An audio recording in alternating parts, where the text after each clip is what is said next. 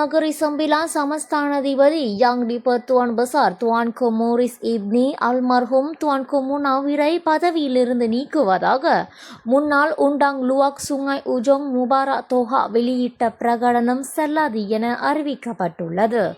தெலாகா உண்டாங் ஷரீபா நோர் சாய்டா அல் காத்ரி இன்று வெளியிட்டுள்ள அறிக்கையில் முபாரக் தோஹா அடாட் அல்லது அரசியலமைப்பு சட்டத்தின்படி தற்போது எந்த அதிகாரத்தையும் கொண்டிருக்கவில்லை என தெரிவித்தார்.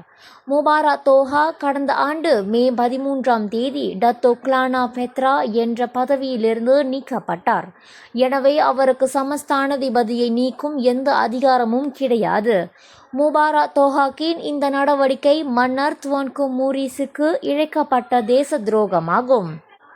அவர் மீது உரிய சட்ட நடவடிக்கை எடுக்கப்பட வேண்டும் என ஷரீபா நோர்சாய்தா வலியுறுத்தினார். இச்செயலுக்கு இபு சோகோ அல்லது அனா வாரிஸ் ஆகிய பாரம்பரிய அமைப்புகள் எந்த அனுமதியோ அல்லது அதிகாரமோ வழங்கவில்லை என்பதும் குறிப்பிடத்தக்கது. நெகிரி சம்பிலான் மந்திரி பசார் டத்தோ ஸ்ரீ அமீனுடின் ஹாரூன் இது குறித்து கூறுகையில், முபாரக் தோஹாக்கின் பிரகடனத்தை மாநில அரசு அங்கீகரிக்கவில்லை. இந்த நடவடிக்கை நெகிரி சம்பிலான் அரசியலமைப்பு சட்டத்தின் 10 முதல் 12 வரையிலான பிரிவுகளுக்கு முரணானது.